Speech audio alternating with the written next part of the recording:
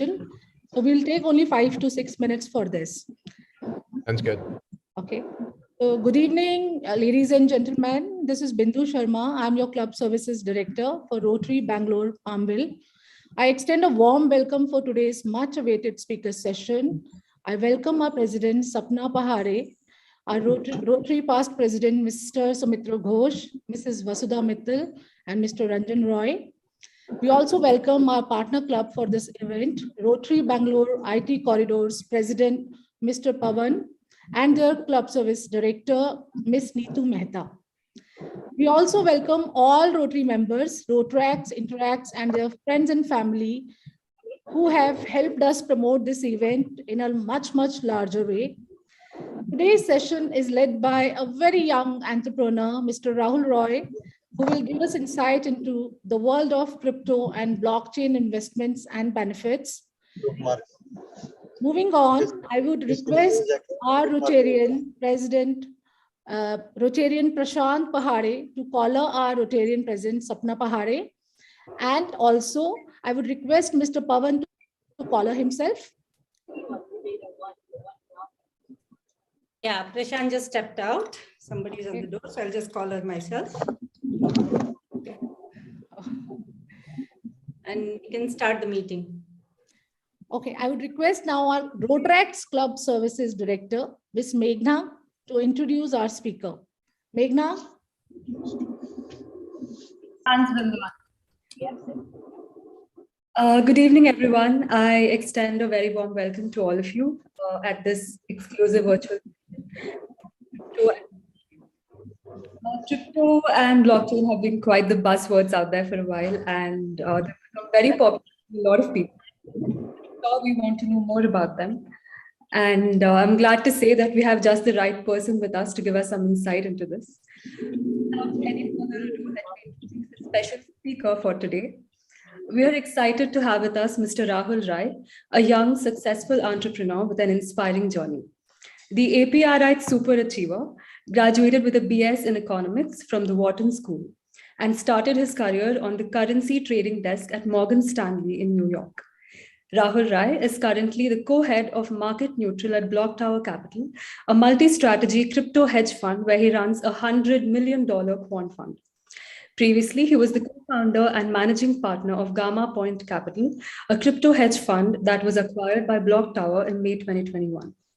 He is also an active angel investor, backing and mentoring early-stage startups in the crypto ecosystem.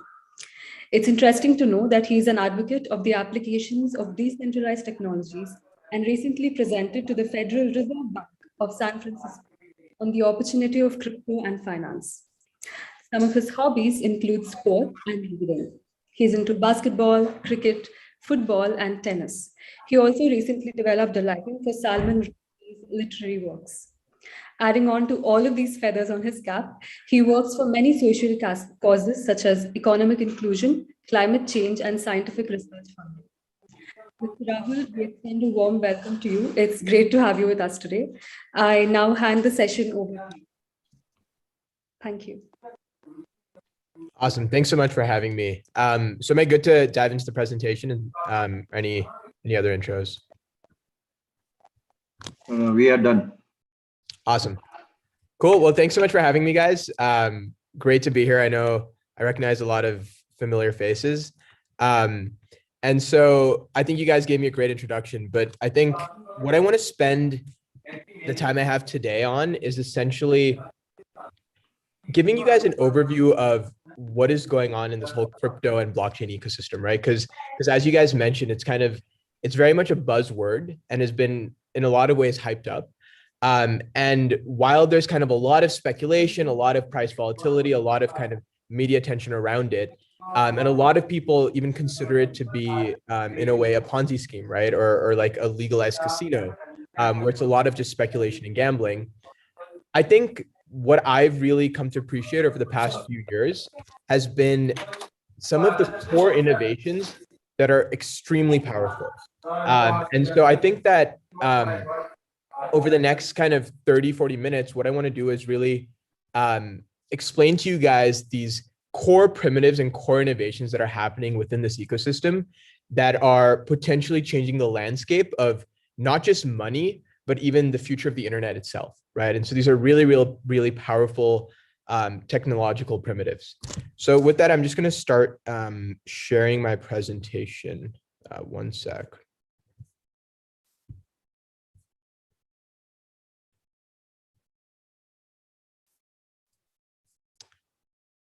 One sec, sorry. There we go. So yeah, what I'll be covering today is essentially what is the philosophy behind crypto? Why do we even need it? How it works, and then why you should invest in it. And then I'll wrap up with how to actually invest in it, right?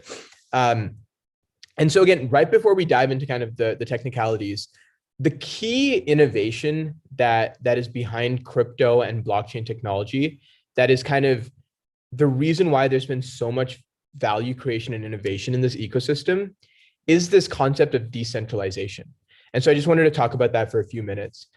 So if you think about how money works right now, right, whether it's the rupee or the dollar, there's inherent trust in a lot of central institutions, right? Central intermediaries. So you're by default trusting the government, right? So if it's the dollar, you're trusting the US government. And if it's the rupee, you're trusting the Indian government. You're trusting the central banks, and you're trusting kind of the banking infrastructure around that as well, right? And so there's a lot of kind of trust placed in these central intermediaries. And this even extends outside of money, right? Even if you think of like social media or e-commerce or any of these kind of internet platforms you're using, you're ultimately trusting this central intermediary. And that's how the internet has kind of been built out over the past 20 years, right? But the main innovation that crypto and blockchain provides is this concept of decentralization. And so the beauty of it is they've built this system where you can now trust people. You can enforce trust purely through math and code and logic without having to have any central intermediary backing anything, right? And so for the first time in human history, trust can be established between various different counterparties in a decentralized way with no centralized intermediary. And that is an extremely powerful concept. And it is most obviously applicable towards kind of finance, which is why crypto and decentralized finance has been the first big application. But the implications of that can kind of be extended way beyond that as well. And a lot of people think it's going to reshape the future of the internet as well. So, but that's the real core idea and the core innovation that's been happening in the ecosystem. So let me just real quick dive into a short history of money. And this will just give you better context for what exactly Bitcoin and some other cryptocurrencies, what is unique about them, right? And so if you think about why do we need money in the first place? Like, what is the point of money and what service does money provide? It's kind of, we all learned this in high school, right? So you originally had humans, and humans are productive, and humans produce various resources, right? At both capital goods and services. And so humans then need a way to exchange these different services. And if you don't have a common currency, you then need to have some sort of barter system where you need to have double coincidence of wants, right? So if I'm producing wheat and you're producing grains, we need to kind of swap that. And so money serves as like this nice intermediary that facilitates these transactions. And so historically, they realized that the kind of use of having this intermediary unit of account and value, right? And so they kind of moved from the barter system to using forms of currency. Initially kind of started off with commodity and wheat back in like 8,000 BC. And then that moved onward to more like valuable kind of items, right? So shells and gold and silver coins. And then eventually we had the first form of paper currency, right? Where even their paper currency was essentially a representation of the underlying commodity or gold or silver coin that was valuable, right? Post like 1800s, we then came into this world of currencies that we know or we're familiar with right now, which is what's called fiat currencies, right? So FIAT. So fiat currencies are the current kind of currencies that we're used to, and they're essentially backed by government. They have no peg to any other commodity, right? So they're not pegged to gold or not pegged to silver, but they're kind of free floating, fully backed by your faith in the government, right? So what makes $1 worth $1?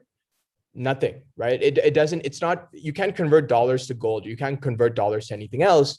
But what makes $1 valuable is that you have trust in the American government and the American financial system, and you pay taxes in dollars. So there's always kind of demand for dollars because that's a form of paying taxes to the government, right? And then in the past like 10 years, we've seen some innovation in fintech, but a lot of it has been around this electronic money, right? Which is basically just representing this fiat currency in a digital ledger, right? And that kind of, in some cases, makes transactions easier, but you haven't changed the form of money at all, right? It's the exact same dollar. You're just storing it in the database of some bank or some central intermediary, and that's kind of being represented as electronic money, right? So what the beauty of Bitcoin, and so Bitcoin really started, it took off in 2015, but was first introduced in 2008. And the beauty of Bitcoin is, what Bitcoin is doing is it's saying, let's create a currency that's not controlled by any bank or any government in the world, right? And that's a super powerful concept that's never existed before. Can we create a currency or store of value that no one actually controls, yet everyone who participates in the ecosystem trusts the ecosystem, right? And so Bitcoin has a few properties that make it different from normal currencies, which are called fiat currencies. So the first is that so it says here deflationary, but I think the right word to use is non-inflationary, right? So Bitcoin always has a fixed supply. There will always only be 21 million Bitcoin ever in circulation that can ever exist. And that's just the way the Bitcoin network, the code has been constructed. And that's an immutable characteristic that cannot be changed, right? So it's fixed supply. So that's something that is very powerful that with normal currencies is not true at all, right? Whether it's dollars or euros or yens or rupees, currency tends to inflate over time, right? Because central banks tend to print these currencies. And that's out of the control of the average human being, right? So an average citizen has no control on the supply of the currency, and in a lot of cases doesn't even have that much visibility. And so the first kind of unique innovation of Bitcoin is, let's create this currency that is fixed supply, that supply can never be changed, and everyone knows that will always be true, right? The second characteristic is that it's all built on this transparent public database, right? So there's this public ledger where everyone can see any single transaction happening in the Bitcoin network. So it's fully decentralized and fully kind of public. And while in kind of real world finance, you don't have that much transparency, right? So most kind of financial transactions happen behind closed doors, behind closed walls, that most people don't have access to that information, to that data. And so the third characteristic of Bitcoin is that it's decentralized control, right? And this is the point I brought up even at the start of the presentation, and I think is the most important aspect, where there's no one runs Bitcoin. So there's no founder of Bitcoin. There's no one company that controls Bitcoin. Bitcoin is designed to be decentralized, where every single person in the ecosystem and the network who contributes to it has some amount of ownership. And it runs in this decentralized way where there's no one entity or no one human being controlling it. And so it's a system that's basically always going to exist going forward in this completely decentralized way, removed from the control of any one individual or any one company. So you can't have a CEO now decide and say, hey, I want to change the supply of Bitcoin, or I want to change how the network works. That can't happen, right? And all of this is kind of enabled by the cryptography and computer science and math behind how the network works, that I'll dive into real quick later. So that's really the idea behind Bitcoin, right? So it's this really cool primitive that sounds, to some people it sounds kind of crazy. To some people, it's like, what's the point, right? Who really cares? Like, why do you even need a currency that has these properties, right? We're completely fine with the current system. But I think the most profound thing is, never before has humankind had a form of currency or form of value that everyone trusts in who's in the system, yet no one controls, right? And going forward over the next hundreds of years, I think this kind of primitive is going to be more and more and more important, especially as you kind of have global powers changing and potential global conflict. People having this form of a currency and a store of value that no one controls, yet everyone agrees on and everyone believes in the system, and that works in this decentralized way, is incredibly powerful, right? So let me actually stop there real quick. I know we have Q&A at the end, but just given that, just in general, this topic is relatively technical, wanted to stop there real quick to see if anyone had any questions that I'd be happy to answer before I continue. Rahul, if you want to, you can put it on full screen mode. Yes, let me do that.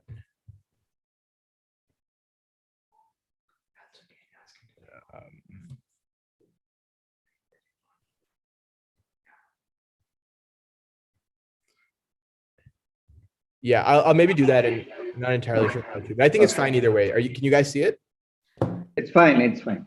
Yeah, Rahul, we have a question from Mr. Manish Anand, and he is asking, who are the people you follow who wow you and help evolve your understanding of opportunities? Okay, this is, he's saying that this is for the later. Okay. Okay.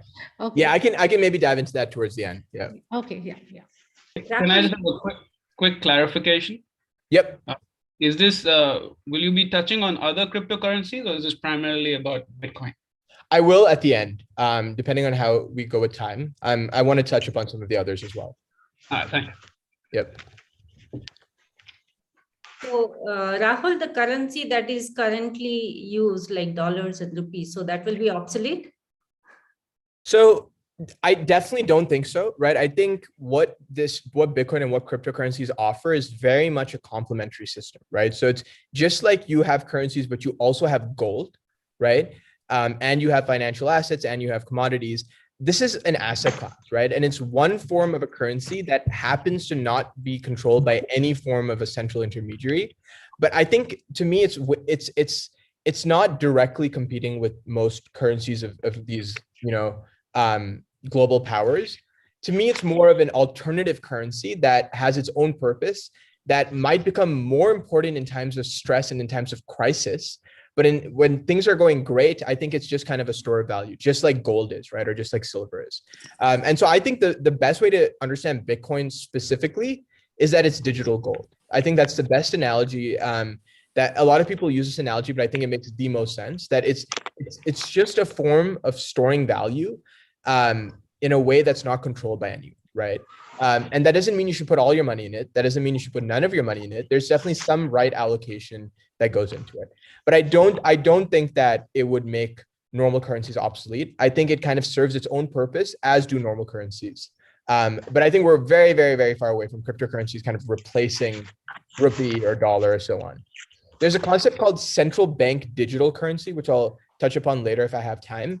And those combine normal currencies with this kind of crypto element, where it's the central bank launches a digital version of their currency, right? That runs on a closed blockchain. So it's still under the control of the central bank though. So it's not like Bitcoin or these other cryptocurrencies that are fully decentralized, but it still kind of shares a lot of the benefits you get with the transparent public openness of blockchain networks, but they're controlled by the central bank. So those are called CBDCs, central bank digital currencies, which I'll also touch on if we have time towards the end.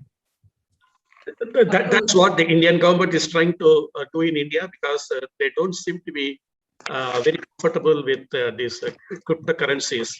Yep. And people feel that it is a very high risky asset class, and it doesn't have any regulatory control. So what's your view on that? Yeah, so I think, the Indian government is seriously considering digital Indian rupee.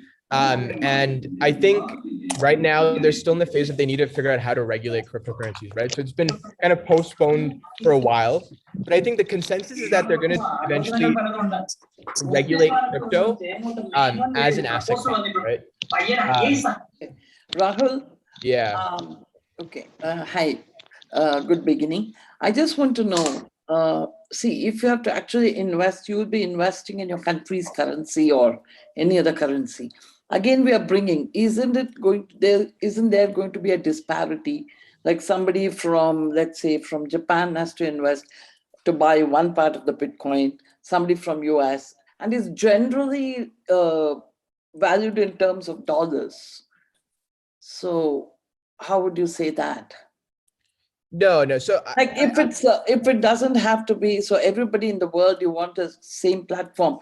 So if I say somebody is contributing, let's say $100 to buy one point some 00 something part of the Bitcoin. It should be like I should be able to give 100 rupees and not 100 equivalent to $100. Because you're already weighing, that means the value of your Bitcoin is against a particular country which has already risen up. No. So a Bitcoin, so think of it as each of these currencies have the rupee versus dollar, there'll always be an exchange rate, right? And that's an exchange rate. Bitcoin then has value, which can be represented in anything. So you can represent the value of Bitcoin in dollars or in rupees or in yen and either way, it has the same value because each currency itself has its own exchange rate, right? So the dollar has an exchange rate with the rupee and the dollar has an exchange rate with the yen. So Bitcoin in dollar terms can always be converted to Bitcoin in yen terms, as long as you know the conversion between dollar to yen, right? So that's why I'm saying, like, you would be taking the dollars as the main thing, or you could probably take let's say somebody from here launches, they can take as the rupee as the main thing, right? Yeah, so you can also invest in rupees. So a lot of the Indian exchanges. So in India, the biggest exchanges are CoinDCX, WazirX, and there are a few others. And so in those, you can invest in Bitcoin and rupees. So a lot of the countries have their own exchanges where you can invest in the local currency. So it's by no means kind of pegged to the dollar in any way. So Bitcoin can be invested in any currency, and each country tends to have exchanges where you can invest in your own currency. So if you guys are looking to invest with rupees, you would want to go to Indian exchanges like CoinSwitch, like WazirX and CoinDCX, and that's where you can kind of deposit rupees and buy Bitcoin. And so I'll dive into that also a little more towards the end on just like how to acquire Bitcoin. But kind of just circling back to just Bitcoin and just its properties, right? And so I think the first point that I brought up was that Bitcoin has fixed supply. Rahul, can you record the session? A lot of people are asking to record the session. So can you please record? Yes, one sec.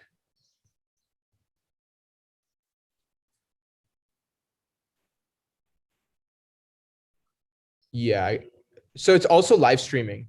Yes. So you're saying in addition to that, record? Yes. Got it. And Rahul, my suggestion is, why don't you finish your presentation and then take the questions at the end? Yeah, I think that sounds good. We'll do that. Cool. Cool. So just diving back into the presentation. So as I said, one key point is that Bitcoin will always only have 21 million supply, right? While most fiat currencies, they're highly inflationary. And so just doing a quick case study, right? So if you look at just the US dollar, over the past 2 years, there's over $6 trillion printed by the Federal Reserve Bank, right? So it's this process called quantitative easing, where they essentially print dollars and buy government debt from public markets and essentially inject kind of this dollars into the ecosystem to help support the economy, right? And so you've had like $6 trillion of supply of basically printing of this dollars by the Federal Reserve Bank, right? And so when you print dollars, right, or when currencies get printed, you then encounter this phenomenon called inflation, right, which essentially makes the value of each individual dollar reduce over time, right? So let's say a simple way to think about this is if everyone had $100 with them right now, and suddenly tomorrow, everyone has $200 with them, right? So everyone's wealth essentially got doubled. That doesn't mean their actual wealth got doubled, right? That just means prices would also go up by 2x and everything would readjust to that multiplier, right? So if everyone became twice as wealthy, that would mean prices would also go up twice as much. And on a relative basis, everyone is equally wealthy, right?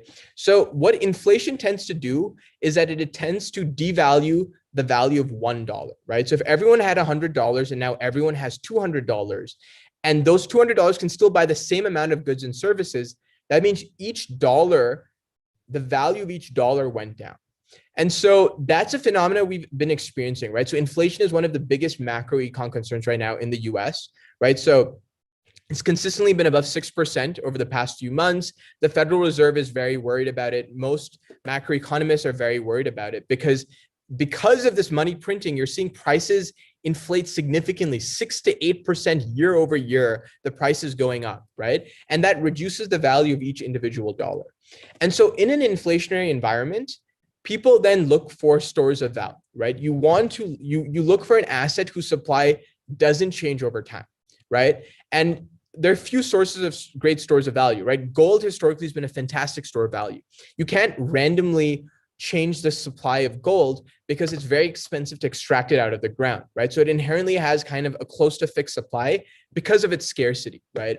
And so a currency like Bitcoin is another alternative in this environment where you have money printing by governments, and hence you have price inflation, and hence people are looking for assets with a store of value, with a fixed supply. And Bitcoin is another solution to this, right? It's a digital gold, a digital solution to this, where it will always have fixed supply by the way it's designed. And so it's a very good store of value in this kind of inflationary environment. So that's another reason why it's just gaining a lot of widespread adoption. And so I real quick wanted to walk through now, like how exactly, I've been talking about this decentralized system, right? What exactly does that mean and how exactly does that work? And I don't want to get too much into the nitty gritties here because the technical details are fascinating, but are pretty complex to go super in depth into. So what I want to do right now is just at a high level summarize how the current system works in the centralized world, and then how this decentralized monetary system works, right? And so real quick, in the current centralized world that we're used to, let's say you have two people, Alice and Bob, and Alice is trying to transfer $100 to Bob, right? The way that works in the current system is that Alice will then go through her bank. Her bank then sends a request to a central clearinghouse, right? And the clearinghouse then is almost a centralized ledger that's keeping track of everyone's balances. So the central clearinghouse will then record that Alice's balance went down by $100 and Bob's balance went up by $100. The clearinghouse will then send a credit request to Bob's bank, and then Bob will receive the transfer, right? And so essentially how the system works right now, right, in terms of money transmission, is that you have each bank has its own ledger that it is controlling by itself. It's in charge of keeping it accurate and keeping it up to date. And the bank also then reconciles everything with this central clearinghouse. So ultimately you have one centralized ledger that is controlled by the central clearinghouse that reports to the Federal Reserve Bank of the United States. And that centralized ledger is keeping track of every single transaction that's happening and every single person's balance, right? So that is the way the system works right now. And the key here is that it depends on the centralized ledger, right? And so what happens if the clearinghouse breaks down? What happens if the Federal Reserve Bank is no longer able to support the clearinghouse, right? What happens if their systems are defaulting? That's completely out of our control, right? We're completely at the mercy of the clearinghouse and of these centralized intermediaries. And another thing to add is because of the way the system works, it's highly inefficient, right? So it takes like up to 3 days sometimes to submit wire transfers. ACHs are just like terribly painful and slow. They only operate 8 to 12 hours a day. And so it's a kind of a very inefficient, slow system right now, right? And so the question now is, how do we transfer money without intermediaries, right? How do you actually create this kind of a currency that could skip this entire centralized intermediary system and kind of redesign the entire architecture of sending and transmitting money, right? And that is the innovation of blockchain, which Bitcoin pioneered. And so a simple walkthrough on how this works, right? So let's say Alice wants to wire Bob 2 Bitcoin. So the way this transaction happens is that this transaction gets added to something called a block, right? So a block contains a list of transactions. Each transaction is signed by something called a private key. So Alice, if she's paying Bob, she's going to sign that transaction with her private key. That transaction then gets approved and it's added to a block. A block contains a list of transactions, and that block is then added to a broader chain of blocks, and it's appended to the end of that chain, right? And so you essentially have this chain of blocks, each containing this ledger, the history of all of the transactions that have ever happened.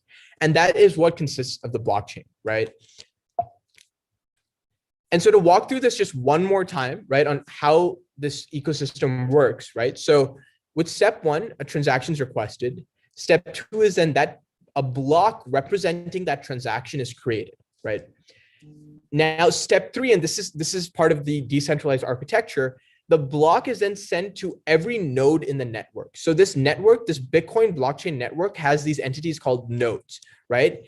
And these nodes are responsible for validating the transaction, right? So nodes will validate the transaction, and by doing so, they have to expend computational energy. They actually have to expend power to solve these computational puzzles. And that is how they validate these transactions. And as a reward for validating these transactions, they're rewarded some amount of Bitcoin, right? And once a transaction is validated, it's added to the blockchain, and then the transaction is complete, and it's part of this now public ledger called the blockchain, right? So that's at a high level how the blockchain architecture works. And I could dive into this in much, much more detail. I've at a high level just kind of explained how it works. But the main ideas I think that are important to take away here is that it's a completely decentralized network where each of these nodes are validating transactions, but anyone can spin up a node. So any single person with computational power can spin up a node. And because of that, you have hundreds of thousands of nodes across the world doing this mining, and nodes can constantly go online and offline and, be added to the network and removed from the network. But ultimately, it's these combination of nodes working together that supports this decentralized blockchain. And there's no one individual node that's running, right? And so if one or two nodes go down, that doesn't matter because you have hundreds of thousands of other nodes across the world that are helping operate the system. And it's almost beautiful in a way, right? Because you can have one person in the US, the other person in Russia, the third person in China. They might hate each other as individuals. They might completely disagree with each other on every single moral and philosophical kind of topic, yet they all will agree on the state of the blockchain because it's enforced by this decentralized cryptography and math. And that is really the beauty of the innovation, the technological innovation behind it. You can have people who have no reason to trust each other, yet they will all agree on the state of the Bitcoin blockchain because it follows mathematical laws, and there's no way you can dispute that. And so that is really kind of, to me, the profound takeaway with this, right? It's establishing trust through this decentralized network without any intermediaries. So I'm going to now really quick touch upon some of the core types of cryptocurrencies. And let me know how I'm doing on time, by the way, guys. If we're cutting it close, just let me know. So there are a few different types of cryptocurrencies. This chart might be a little confusing. So I want to just focus on a couple right now that are kind of really important and capturing most of the market share, right? So the first is the store value, which is Bitcoin, which I just covered. And in addition to Bitcoin, there's another very interesting primitive called stable coins that have kind of now become very important in the crypto ecosystem. And I just wanted to walk you guys through that real quick. So stable coins are a way of representing dollars on the blockchain, right? So let's say you want to buy and sell Bitcoin. That's completely fine. And you can kind of trade between Bitcoin and other cryptocurrencies.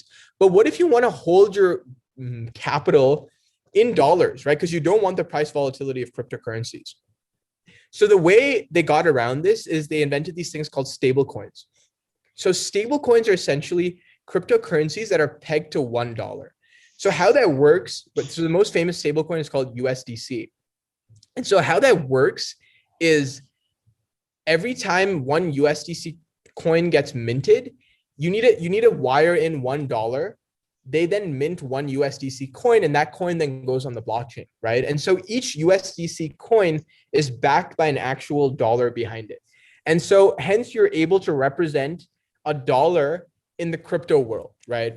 And this is really important because as a lot of traders, as a lot of funds, as a lot of institutions start entering the crypto ecosystem, they want a safe, stable way of holding their money in dollars if they don't, at some points, don't want that crypto volatility and that crypto price exposure. And stablecoins enable that, right? So stablecoins are one important type of cryptocurrency, and they definitely are giving up on some of the centralization, right? They're not as decentralized as Bitcoin, but the benefit is you're able to kind of peg to the dollar within this crypto universe. Another very important type of tokens are called smart contract platforms, right? And so Ethereum is the most common one of these. There are a few others like Solana and Polkadot that have kind of gained traction. But I think a lot of you might be familiar with Ethereum. So I'll just talk about Ethereum for now. So what Ethereum is essentially Ethereum said, let's take this idea of a decentralized blockchain, right? It's a very interesting idea, but the Bitcoin blockchain was primarily designed to account for transactions. That's it. All it's meant to record is A, send money to B send money to C send money to A, and that's it, right? So the Bitcoin blockchain network was designed to be a giant ledger of transactions. So what Ethereum came along and did was they basically said, let's use this decentralized technology to also be able to essentially execute decentralized code and logic. So apart from just simple transfers, you can now enable much more complicated logic. And so the best way to think about it is it's now almost a decentralized computer. So you can essentially run computation on the blockchain through Ethereum, right? And the way it's implemented is through these contracts called smart contracts. So again, this is getting a little technical, but the main takeaway here is that you have these smart contract platforms like Ethereum that enable decentralized computation. So they're not just a currency, but they're trying to enable a lot more than just being a currency. And Ethereum is one that's really taken off, and Solana, Polkadot, and a few others have also kind of gained widespread adoption. And so the last bucket of tokens I wanted to talk about real quick are NFTs. So NFTs are, again, kind of very hyped out right now. And so NFTs are short for non-fungible tokens. And what that means is that each token can be shown to be unique, and that uniqueness can be verified on the blockchain, right? And so you have these, so each Bitcoin is identical, right? Whether I own a Bitcoin or you own a Bitcoin, that Bitcoin in itself is what's called fungible, which means that it's identical and there's no difference between different Bitcoins, right? But with NFTs, each token is unique and you can verify that on the blockchain. So why does this matter? Well, the biggest application that's taken off right now is digital art, right? Because if you want to have art online, it's very easy to Photoshop or copy paste a picture, right? So it's you can't really accrue value to a digital image. A digital image by itself has no value, right? Because it's just kind of pixels and that's all it represents. But with NFTs, you can prove that that image, you own the unique token that represents that image, essentially. And so with NFTs, you're able to provide ownership of digital property. And so this is also a very, very powerful concept, right? And now it's really artists and digital art and to some amount of digital music that's kind of been really adopting NFTs. But if you take a step back, right, the reason why this is such an important idea is for the first time in the digital world, do you now have this concept of uniqueness and ownership where something is unique and something can be owned by someone, and you can prove that no matter where you go, no matter which ecosystem you're in, right? And it's almost like, if you think about it, a good analogy is like, if you think of the internet the way it is right now, right? It's almost like this hotel where every time you go into a new hotel, you have to take off your clothes and kind of wear the clothes of the hotel, right? So if you're in Facebook or and then you go into different media platform like TikTok, there's no kind of continuous ownership or identity that transfers between those two platforms. They're completely two different hotels or two different platforms that have no correlations to each other. But with NFTs, you can create these digital properties that transfer with you no matter where you go, right? So no matter which platform you're in, no matter which hotel you're in, you still own your clothes and you own your items, and you can prove that unique ownership. So essentially, NFTs allow digital uniqueness and digital ownership to be represented. And that is, again, a very powerful concept that's never existed before. So I'm going to kind of skim through some of these other slides because I know we're a little short on time. One final thing I wanted to talk about is decentralized finance. And so just real quick, so what decentralized finance is the goal of decentralized finance is building a financial system, a financial ecosystem on top of these cryptocurrencies that allows for the full range of financial services without any central intermediaries, right? So think about what Wall Street and what banks enable right now, right? So they are now trading, borrowing, insurance, lending, right? Derivatives, all of that. If you can reconstruct that entire ecosystem on a blockchain, right, and facilitated by cryptocurrencies, you can then build this kind of decentralized financial ecosystem where there's no central intermediaries controlling it, right? No banks, no central banks, no commercial banks, none of those intermediaries controlling the ecosystem. And so the question is, why would you want to do this, right? What is the benefit? Why build something like this, right? And there are a few different reasons. So I think, to me, in my head, there are two main use cases, right? So the first use case is in emerging countries, there's significant portions of the population that are unbanked, right? They aren't able to participate in the traditional formal banking system. They aren't able to get credit. They aren't able to invest their money. And so with DeFi, you're democratizing access to finance, where as long as you just have simple internet connection, anyone can participate seamlessly in this global decentralized financial economy, right? And so it essentially helps bank the unbanked in a lot of these emerging countries and really promotes financial and economic inclusion.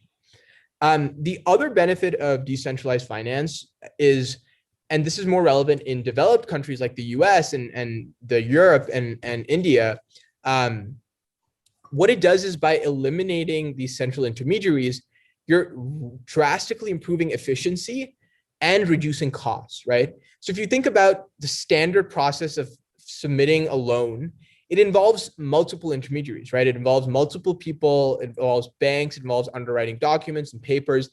All of these costs that go into currently powering the financial ecosystem, a lot of them can be eliminated by building these kind of decentralized open protocols, right? And hence you're saving a lot in costs and expenses and efficiency. So those are the two kind of broad goals of decentralized finance, right?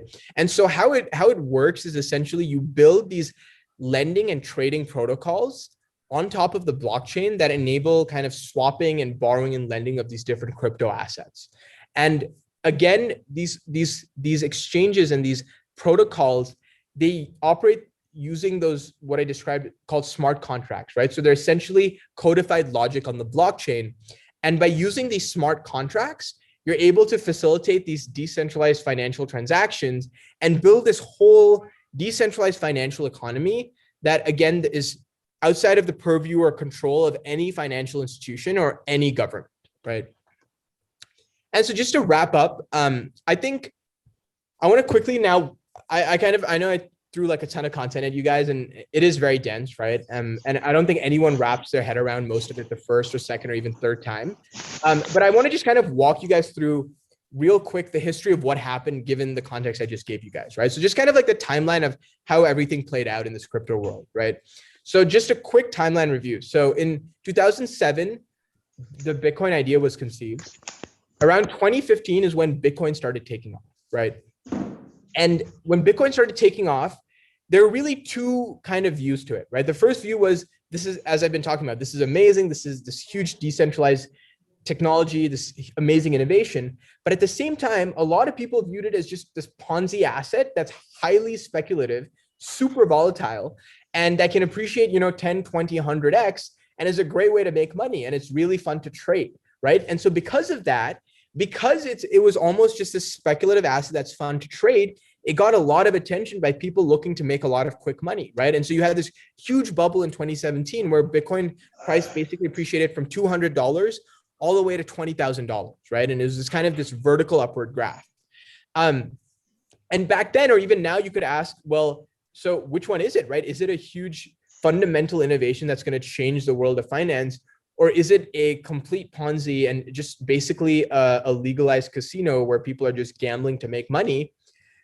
My answer is, I don't know. We still don't know, right? A lot of the trading is still very speculative, right? There's tons of people trading these assets purely to make short-term massive gains, right? And hence there's a lot of volatility in these underlying tokens.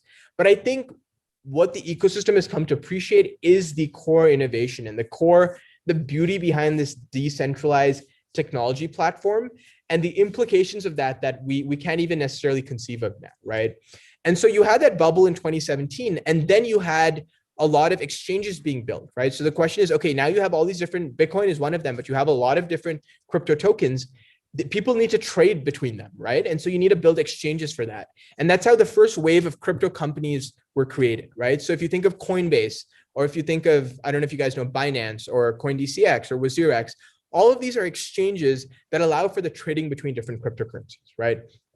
And what happened then in 2019 and 2020 was people were like, okay, so we have these cryptocurrencies that are built on this beautiful decentralized blockchain technology, but are also super speculative and volatile. And so there's been this whole kind of mini financial ecosystem built for trading these different assets because they're so fun to trade and speculate on, right? And it's almost like this mini casino. So then the question is, what if we could rebuild those trading financial services, that basically the exchanges, on the decentralized blockchain and actually build the infrastructure in a decentralized way? And that is how DeFi took off, right? So DeFi was essentially saying, let us build these exchanges and let's assume this crypto is this whole mini casino, right? And that's fine.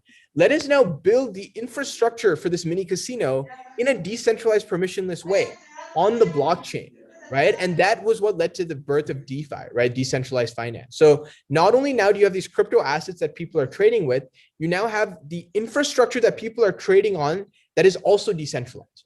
And that is super cool, right? Because you now have this economy of where there's over $250 billion right now across these different DeFi protocols, all of it operating on these open source smart contracts that are running these financial applications in this fully decentralized way, right?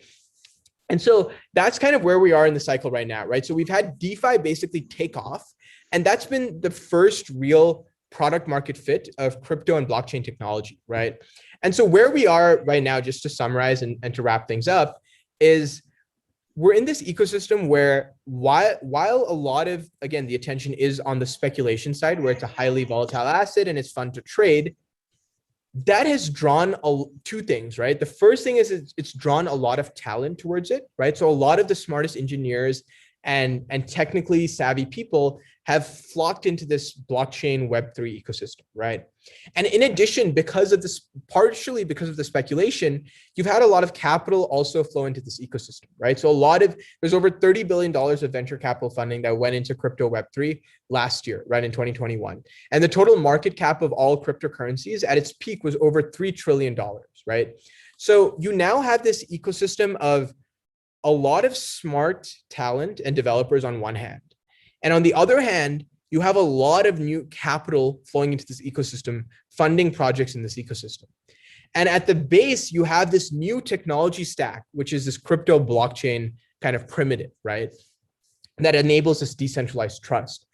And whenever you've had this combination of incredible talent and a lot of capital with a new technological primitive, massive innovation and value creation usually follows, right? And that's just kind of repeating trends we've seen with the tech bubble and the internet bubble and the mobile bubble and so on. But whenever you have this combination of a ton of smart people working with a ton of capital, so they're well-funded, and there's a new technology primitive where you can kind of create these new 0-to-1 innovations, that usually leads to massive value creation, right? And so I think that's where we are right now, where crypto is at its transition point. It started off being very hyped up as this volatile, speculative casino that drew a ton of attention, a ton of funding, and also a ton of talent in this ecosystem. And now this ecosystem is matured, where you have a lot of talent and capital. And now the question is, where is it going to go from here, right? What are the primitives that are going to be built from here? And in a lot of cases, like you asked me how this is going to play out over the next 5 years, my answer would honestly be, in a lot of cases, I can't even extrapolate. Like when you have new forms of technology and you have exponential innovation, it's impossible to even linearly predict what's going to happen, right? And a good example would be, like, let's say we were in 1995 and the Netscape browser just kind of came into being, right? There's no way sitting in 1995 you can then predict kind of, in 2005, you're going to have Google and Facebook, and in 2010, you're going to have Uber and Airbnb. And like, there's no way to kind of linearly predict the innovation that happens on these new technological primitives.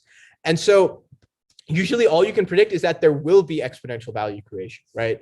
And so that is where we are right now, in my opinion, right? We're at this crucial juncture where crypto and blockchain technology, driven by a lot of hype and a lot of speculation, became mature and people are now taking it very seriously. And because there's now a ton of talent and capital flowing into this ecosystem, and because this ecosystem, what underpins it is this new technological primitive, through that, we're likely going to see a lot of innovation and value creation, right, over the next 10, 20 years. And a lot of smart people think that it's going to disrupt the future of money, the future of finance, and also potentially the future of the internet itself, right? I think a lot of people envision this future where you have this decentralized internet that everyone who participates in it owns, and without kind of the control of central intermediaries like Facebook and Google and so on. So I think I'll stop there. I know I've been going on for a while, so appreciate you guys kind of listening, and hopefully you've digested some amount of it. And happy to now dive into questions. I'm sure you guys have a ton. All right, we will now keep the virtual floor open for questions. Rahul, we have our first question from Mr. Manish. He wants to know your commentary on the state of correction in the current crypto market. Which coin would you place your bet on from the long-term perspective? Yeah, so I think we've recently seen a lot of crypto sell off, right? So we've seen Bitcoin's now trading somewhere around 35,000, while 2 months ago it was trading at like 65,000, right? So it's almost close to 50% correction over a 2 to 3 month span.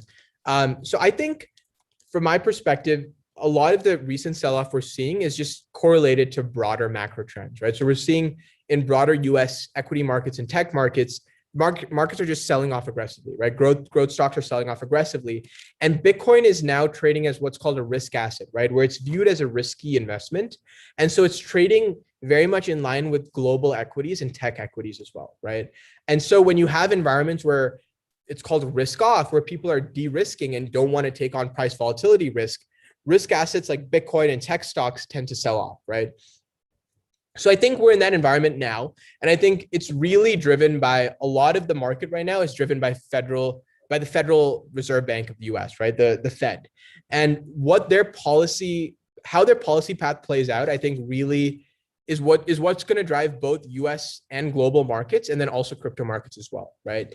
And real quick, the main question there is if the Fed is going to hike rates, if so, when, right? So when the Fed starts hiking interest rates, that is bad for equities, because that essentially makes borrowing more expensive and makes it more expensive for companies to borrow capital and reinvest, and also slows down consumer borrowing as well, which reduces consumer spending, right? So in general, when the central bank raises interest rates, that reduces kind of the growth in the economy.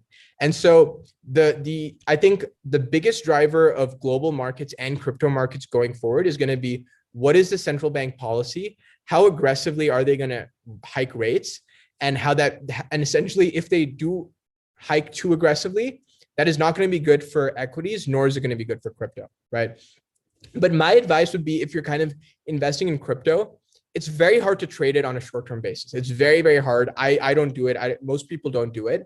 Most people don't do it profitably. And so my recommendation would be to pick the highest quality projects, right? And so some of the names I brought up, like Bitcoin, like Ethereum, like Solana, these are like the most well-developed projects and tokens so far. And they're kind of considered blue chip, right? Where they're relatively the highest quality within this ecosystem. And so my advice would just be on holding on to the bluest chip, highest quality tokens, and not worrying about short-term price volatility, because there will be volatility, right? Crypto is such a volatile asset class, and there's no way you can actually avoid the volatility.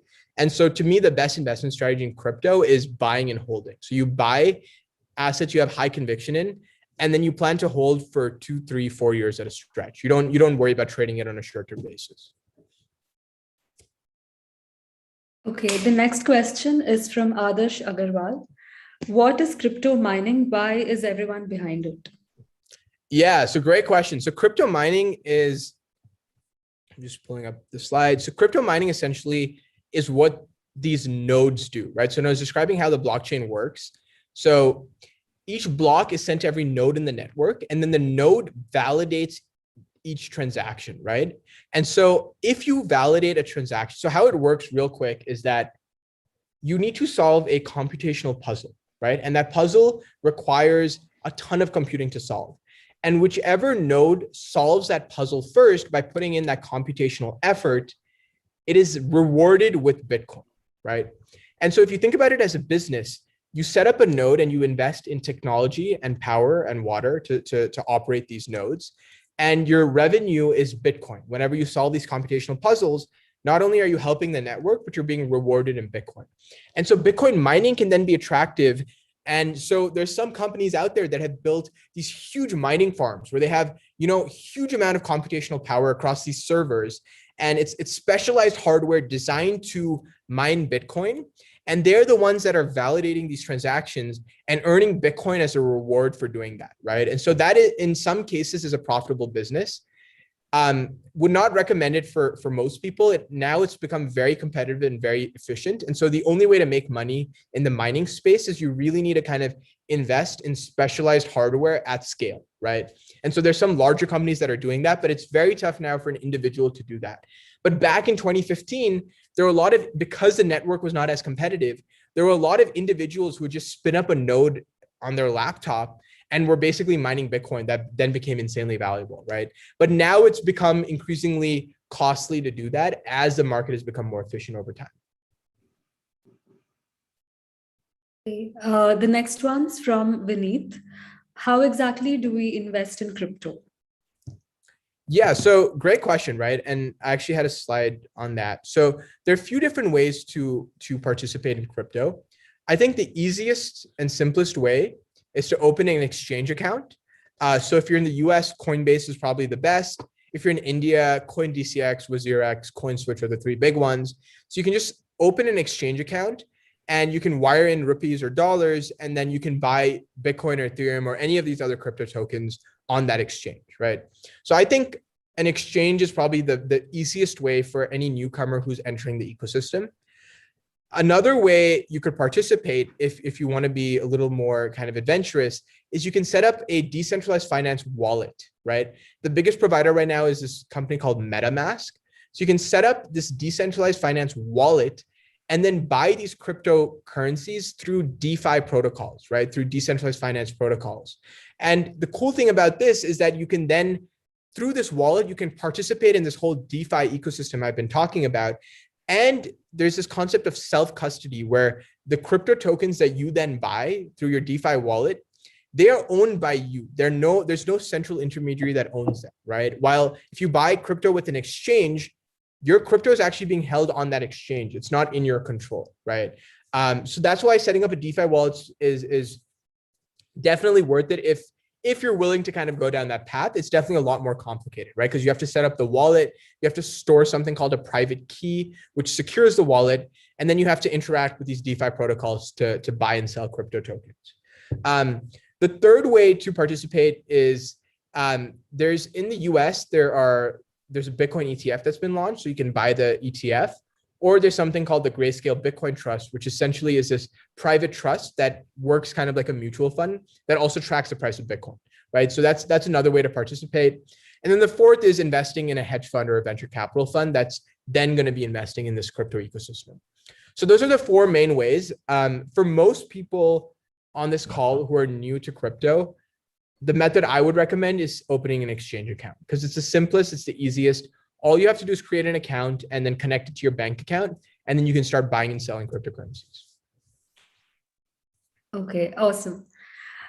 So who are the people you follow who wow you and help you evolve your understanding of opportunities in crypto space? Yeah, so I think it's tough to narrow that list down. They're definitely, so first of all, a lot of the crypto news and innovation and communication all happens through Twitter. So it's almost like if you want to learn about crypto, the best place to be is on Twitter. I think one person who stands out by far is Vitalik Buterin. And so he, for those of you who are not familiar, he's the founder of Ethereum. And he founded this protocol when he was like 17 years old, right? He was a teenager. And he started like pretty much the biggest smart contract platform that's worth now over like $500 billion. And he's just one of those minds that's just absolutely brilliant, right? So he's not only commenting on crypto and DeFi, but he also tends to talk about social structure, socioeconomic issues, macroeconomics, corporate structure, a lot of these kind of topics that eventually are going to become relevant going forward as decentralization disrupts corporate America. And so he's just this very, very thoughtful person. So I'd say Vitalik Buterin is probably the best source of content if you're trying to get into the ecosystem. Outside of him, I think the two best news or information providers in crypto are these platforms called Messari and Delphi.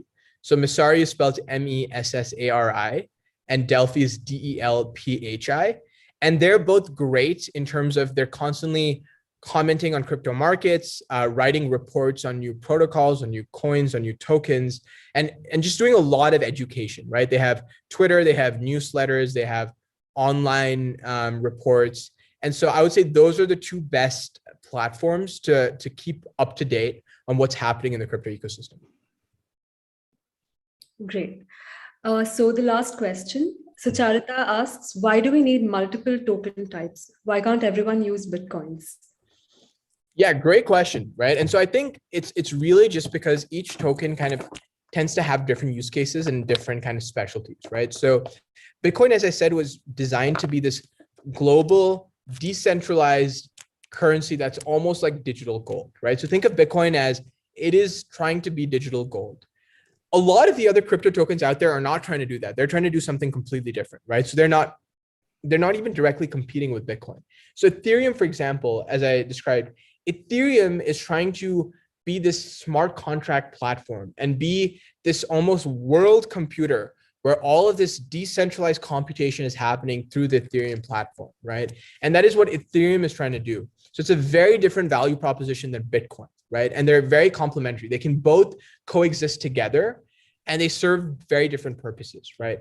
And there are a few other competitors to Ethereum. So Solana, for example, is another token that's gained a lot of attention. That is a direct competitor with Ethereum. And what they're saying is, we're going to try and be a faster and quicker and better version of Ethereum. And so we're directly going to compete with Ethereum and try and outperform Ethereum, right? And then there's some other crypto tokens that represent ownership in the protocols, right? So for example, Uniswap is a decentralized exchange and it has a token called UNI, UNI. And that token, the best way to think about it is it represents equity in this decentralized exchange, right? So it's almost like equity and ownership in its decentralized company, right? And that again is a completely different value proposition than Bitcoin, which is kind of digital gold, right? So the broad takeaway is that each of these different cryptocurrencies are playing in different areas, and a lot of them are not necessarily competitive. And so there's kind of space for a bunch of different tokens, each kind of catering to a different niche that it's focused on. Okay, there are a few more questions. We will get back to you on that. Now I hand the session over to Meenal Auntie. Yeah, hi everybody. Good evening, ladies and gentlemen, all the Rotarians who are present on today's speaker session. On behalf of Rotary Palmville, it is my privilege to deliver the vote of thanks for today's exciting session on crypto and blockchain investments. I want to convey my heartfelt gratitude to Rahul for taking the time to speak about the underlying themes and innovation related to these emerging technologies, crypto and blockchain. His speech today introduced us to the spectrum of exciting world of investment using these technologies, which will likely to change the way commerce is conducted in the future.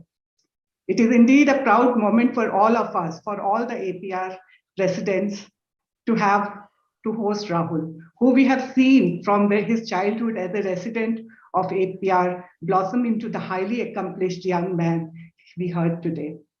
I would like to thank Partner Club Rotary Bangalore IT Corridor President Rotarian Pavan Seth and Club Service Director Neetu Mehta and all the session attendees for taking time to come and attend this session. I would also like to thank Rotary Palmville President Rotarian Sapna, past President Vasudha, immediate past President Rotarian Shaumitro Ghosh, Club Service Director Rotarian Bindu, and all the volunteers, Rotarians, Rotracks, and interactors who have helped set up this event. Thanks all. Thank you so much, guys, for having me. I really enjoyed it. I hope it was very informative and appreciate you guys having me on. Yeah, thanks, Rahul, for Thanks, joining Rahul. us at such a short notice, and course. looking forward to give us insights about crypto and this huge decentralized world. We have been hearing about this for last 10, 15 years, but never got into it. So really, thank you so much. Of course, yeah. Thanks for having me, guys. Rahul, can we Thanks, have your Rahul. It contact was details, awesome. please? Thank you. Thanks, Rahul. Rahul, can we have your contact details, please? Yes, let me post it in the Thank you. chat. Okay, great. Thanks. Thanks, Rahul. Thank you.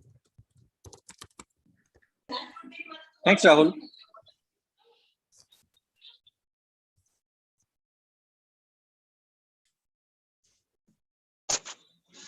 Thanks, Rahul. I think you covered a lot of aspects of crypto and blockchain, and I'm sure all of us have much better understanding. Thank you for joining us today. Of course. Thanks for having me, guys. Thanks. Thank you, Rahul. Thank you, Rahul. Least, yeah, thank you so much. Yeah. No, of Thanks, course. Rahul. Thank you. Thank you, Rahul. Thank you, Rahul. Thank you. Thanks, Rahul, from Rotary Bank White.